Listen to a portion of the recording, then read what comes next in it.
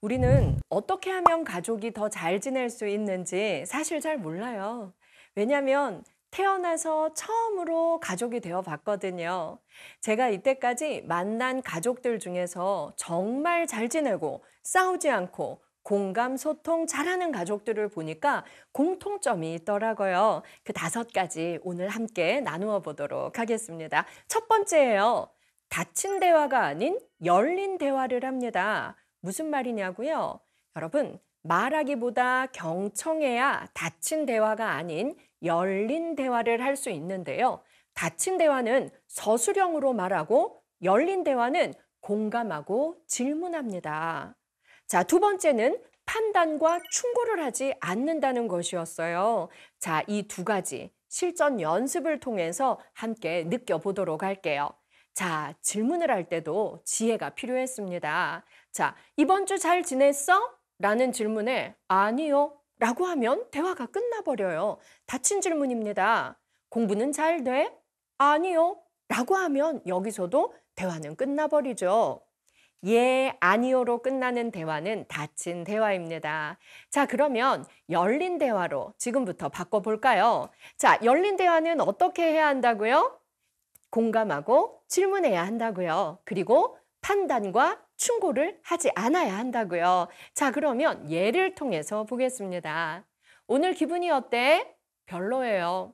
아이쿠, 기분이 별로 안 좋구나. 왜 안 좋은지 말해줄 수 있어? 내가 알면 조금 도움을 줄 수 있지 않을까? 이렇게 물었을 때 아이가 대답합니다. 학교 다니기 힘들어요. 아, 요즘 학교 다니기 힘들구나. 그래서 기분이 별로구나. 이건 어때요? 서술어를 따라한 겁니다. 자, 그런데 보통 부모님들은요, 아이들이 기분 안 좋아요, 학교 다니기 힘들어요 이러면 야, 해주는 밥 먹고 용돈 받고 너가 해달라는 거 다 해주는데 뭐가 힘들어? 이렇게 말하기 일쑤입니다. 이건 뭐예요? 판단하고 충고하는 대화지요. 우선은 공감해 주는 게 필요합니다. 아, 너 학교 다니기 힘들구나. 서술어를 따라하는 거예요. 아, 그래서 기분이 별로구나. 아이가 말한 서술어를 지금 다 따라했어요. 이렇게 공감해 주면 아이들은 마음 문을 엽니다. 어른의 말을 들을 수 있는 귀가 열린다는 거죠. 그 다음은 이렇게 질문해 보세요. 그럼 어떤 점이 힘들어? 이렇게 물어보는 거예요. 지금 대화의 주인공이 누구죠? 아이예요. 어른의 입장은 충고하고 판단하고 지적하는 게 아니라 공감하면서 계속 질문해 주고 있어요. 담임이 저를 무시해요 라고 아이가 말할 수 있어요. 그러면 또 공감해 줘야 돼요. 아, 담임이 너를 무시해서 속상했구나. 감정을 읽어준 것입니다. 자, 여러분, 공감 후에는 우리가 협력자라는 걸 느끼게 해주면 좋습니다. 자, 여러분 어떤가요? 닭살 돋나요? 왜요? 안 해봤기 때문에 그런 겁니다. 자, 저는요, 초중고생들 상담하면서 내 부모가 이렇게 대화해주면 어떻겠어? 라고 했더니 아이들이 말했어요. 닭살 돋아요. 그런데 너무 좋을 것 같아요. 라고 했어요.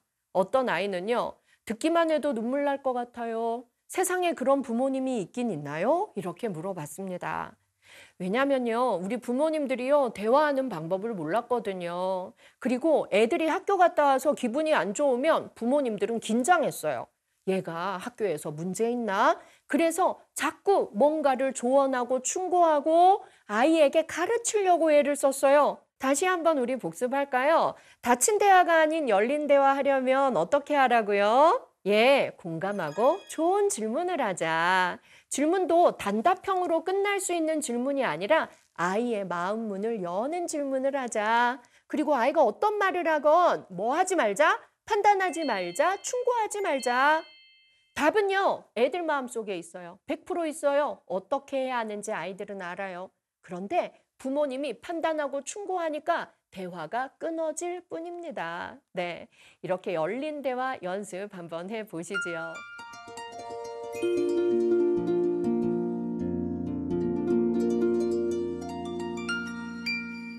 세 번째입니다. 싸움 전 단계에서 멈추는 용기가 탁월했습니다. 여러분, 우리는요, 가족끼리 제일 많이 싸워요. 그쵸? 왜요? 같이 살기 때문입니다. 안 싸우는 가족이 있을까요? 없을까요? 없습니다. 그런데요, 덜 싸우는 가족이 행복한 가족입니다. 안 싸우는 가족은 위험해요. 왜요? 대화가 없기 때문에 안 싸우는 거거든. 그쵸? 네. 중요한 것은요, 좀 덜 싸우고 싸움의 횟수를 줄여가는 겁니다. 싸움이 일어날 것 같을 때 그걸 멈추는 용기를 내는 겁니다. 화가 나고 짜증이 나는 이유를 침착하게 설명하는 가족들이 덜 싸웠습니다. 내 감정을 솔직하게 표현하는 용기를 선택했기 때문입니다. 이건 용기예요. 화내고 짜증내지 말고 용기를 내어서 내 감정을 말해보는 겁니다. 내 감정이 옳아. 나는 맞고 너는 틀렸어. 너를 뜯어 고쳐서 나처럼 좋은 사람이 되라고. 이런 화법을 가진 가족들은 평생 싸우고 있었습니다. 과연 나만 옳고 나만 좋은 사람일까요? 내 가족은 다 잘못됐을까요? 그렇지 않아요. 우리는 다를 뿐이지 누군가가 잘못된 사람은 없었습니다. 내 감정이 옳아. 나는 맞고 너는 틀렸어. 너를 뜯어 고쳐서 나처럼 좋은 사람이 돼. 라고 말하는 사람은 꼰대의 화법을 가진 사람입니다. 비겁자의 화법입니다. 나의 감정을 솔직히 말하고 원하는 것을 고백하지 않고 비난하고 충고하고 판단하는 걸 선택한 거지요. 여러분, 화와 짜증은 가짜 감정이에요. 진짜 감정의 뿌리를 들여다보세요. 화나고 짜증날 때 6초 크게 하면서 내가 화나고 짜증난 이유가 뭐지? 진짜 감정이 뭐지? 생각해보면 그 감정의 뿌리에는 속상함이 있었어요.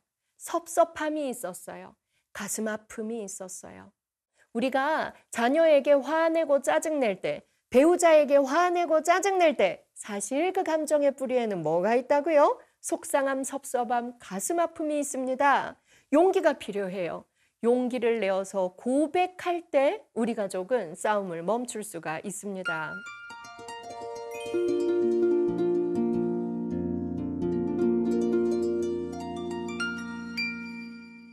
네 번째예요. 공감과 위로를 잘한다라는 특징이 있었습니다. 현대인에게 가장 위험한 독은 스트레스죠. 스트레스가 만병의 근원입니다. 이 스트레스를 없애는데 가장 좋은 게 가족과 가까운 사람의 뭐라고요? 공감과 위로라는 겁니다. 친구는 관계가 깨어질 수도 있고 영영 안 볼 수도 있지만 우리 가족은 오랫동안 보아야 합니다. 가족이 공감과 위로의 능력을 가지고 있으면 그 가족은 모두 몸과 마음이 살아날 수 있다는 거죠. 사랑의 호르몬 옥시토신이라고 들어보셨습니까? 사랑의 호르몬 옥시토신은요, 스트레스를 억제합니다. 스트레스를 없애는데 가장 중요한 호르몬입니다. 이 옥시토신이 언제 많이 나오는지 아세요? 감사할 때 많이 나옵니다. 그래서 사랑의 호르몬 옥시토신은 감사의 호르몬이라고도 불립니다. 행복, 사랑과 같은 긍정적인 감정 중에서 감사할 때 심장이 가장 규칙적으로 고르게 뛴다고 합니다. 심장이 편안하게 뛴다는 것은 가장 행복한 상태라는 거지요. 여러분, 우리는 어떨 때 심장이 가장 편안하게 뛰면서 행복을 느낄까요? 내 가족이 나를 공감해주고 위로해 줄 때입니다. 내 가족이 밖에서 어떤 큰 실패를 하고 돌아왔어요. 네가 하는 일이 다 그렇지. 아휴, 너는 언제 제대로 할래? 만약에 부모님이 한숨 쉬면서 이렇게 말했다고 생각해 보세요. 밖에서 이미 심장의 화살을 맞고 피를 철철 흘리면서 들어왔는데 내 부모님이 또 한 번 심장의 화살을 꽂는 것과 다름이 없습니다. 그런데 밖에서 실패하고 상처받고 집으로 돌아왔을 때 괜찮아, 실수할 수 있어. 어떻게 도와줄까? 맛있는 거 먹을래? 이렇게 말해준다면 이 아이의 마음에서는 옥시토신이 분비되기 시작할 겁니다. 감사하기 때문이지요. 여러분, 자, 우리가 짜증을 낼 때 심장이 많이 뜁니다. 짜증을 낼 때 스트레스 호르몬인 코르티솔이 아주 많이 나옵니다. 그러면 우리 온몸에 1,400여 개의 생리화학적 변화가 일어난다고 합니다. 3분 동안 짜증을 내면 불규칙하게 심장이 뛰면서 코르티솔 호르몬이 우리 몸 안에 2시간 동안 머물게 됩니다. 15분 동안 짜증을 냈다면 스트레스 호르몬인 코르티솔은 우리 몸에 10시간 동안 머문다고 합니다. 그런데 우리가 가족 안에서 공감과 위로를 하지 않고 짜증을 자극하는 말을 주고받는다면 코르티솔이라는 나쁜 호르몬이 우리 몸과 마음을 죽인다는 거지요. 심장이 편안하게 뛰면 우리 몸에서 DHEA라는 생명의 호르몬이 나온다고 해요. 고마운 감정, 감사한 감정을 3분 동안 깊이 느끼면 2시간 동안 나오고요. 15분 동안 느끼면 10시간 동안 좋은 호르몬이 우리 몸 안에서 분비되는 거죠. 여러분, 그럼 어떤가요? 우리 가족끼리 공감하고 위로하고 그리고 고마워하고 이런 감정을 더 많이 느껴야겠지요. 공감 소통 잘하는 가족들은 이렇게 위로를 잘하고 그리고 서로를 응원하고 그리고 서로에게 고마움을 표현하고 있었습니다.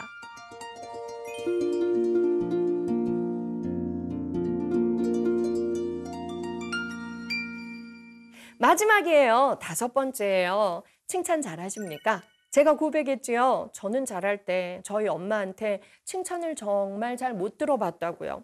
그게 엄하게 키워야 잘 키우는 건 줄 알고 그러셨대요. 그런데요, 여러분, 칭찬은요, 정말 놀라운 능력을 가지고 있습니다. 코르티솔이 분비되는 뇌의 부분을 칭찬 중추라고도 부릅니다. 이건 어떤 의미일까요? 칭찬을 받을 때도 행복 호르몬, 세로토닌은 너무나 많이 나왔다는 거지요. 칭찬하는데도 방법이 있습니다, 여러분. 결과보다는 과정을 칭찬하십시오. 결과보다는 행동을 칭찬하십시오. 딸, 시험 100점 맞았어? 와, 대단하다. 근데 있잖아. 엄마가 너 이번에 가만히 지켜보니까 너는 공부할 때 30분 동안 한 번도 안 일어나고 앉아서 단어를 외우더라. 엄마는 학교 다닐 때 5분마다 일어나서 냉장고 문 열어봤어. 근데 너는 엉덩이 힘 진짜 세더라. 그게 대박이야. 엉덩이 힘이 센 사람들은 반드시 해내더라고. 나는 이 엉덩이 힘이 진짜 부러워. 이렇게 해주는 거예요. 공감소통 잘하는 가족은 이렇게 칭찬하는 방법이 달랐습니다. 칭찬이 얼마나 중요한지 좀 더 얘기해 드릴게요. 여러분, 세계에서 유일하게 인간의 말을 하는 코끼리가 한국에 있는 거 알고 계세요? 자, 이 코끼리는 올해 31살입니다. 코식이에요. 김종갑 사육사가 이 코끼리가 아기 때부터 키워왔는데요. 이 김종갑 사육사는요, 항상 코시기를 스킨십, 만지고 눈을 바라보면서 항상 대화를 했습니다. 코시가 좋아, 코시가 좋아 라는 말을 가장 많이 했어요. 이렇게 물으면 코시기는요, 코를 입에 넣었다 빼는 압력을 이용해서 좋아, 좋아 이렇게 답했어요. 어느 날 우연히 이 뉴스를 본 오스트리아의 언어학자와 독일의 언어학자가 한국으로 옵니다. 왜 왔냐면요. 코끼리의 구강 구조는 인간의 언어를 비슷하게 따라하기에는 불가능한 구강 구조를 가지고 있대요. 음성 주파수도 너무 낮아서 인간의 귀에 들리지 않는 정도래요. 그런데 코시기가 좋아, 좋아 라고 말하는 건 믿기 어려웠기 때문입니다.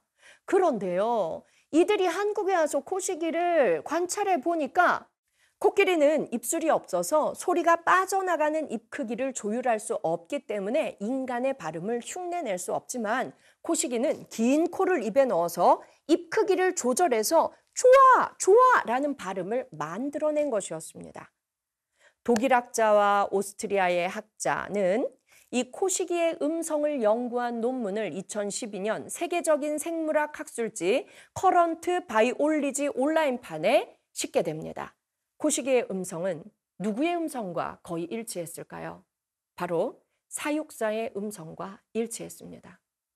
코시기는 인간의 음성을 따라한 게 아니라 나에게 늘 칭찬해주고 나에게 늘 좋아라고 물어주고 나를 항상 쓰다듬어주고 사랑해주는 그 사육사의 음성을 따라한 것이었기 때문입니다. 코시기는 사육사의 말을 따라하기 위해서 밤낮 주야로 아저씨의 음성을 연습하고 따라했다는 거죠. 논문에서 얻은 결론이 뭐였는지 아십니까? 나에게 사랑과 칭찬을 주는 사육사에게 교감하고 싶은 마음이 강렬해서 인간의 음성을 따라하게 되었다라고 논문의 결론에는 나옵니다. 논문을 읽고 운 건 처음이었어요. 코끼리는 10마리 이상 가족끼리 떼를 지어 사는 동물인데 코시기는 동물원에서 태어났고 태어나면서부터 유일한 친구는 김종갑 사육사 한 명밖에 없었습니다. 사람을 두려워하고 거리를 두려고 하고 우울증에 시달리고 있었죠. 그런데 코시기의 마음 문을 열고 변화시킨 건 아저씨의 사랑과 아저씨의 진심의 칭찬이었습니다. 여러분, 진심으로 사랑하고 진심으로 칭찬하면 코끼리도 인간의 말을 따라하게 되네요. 내 자녀, 내 가족은 어떻겠습니까?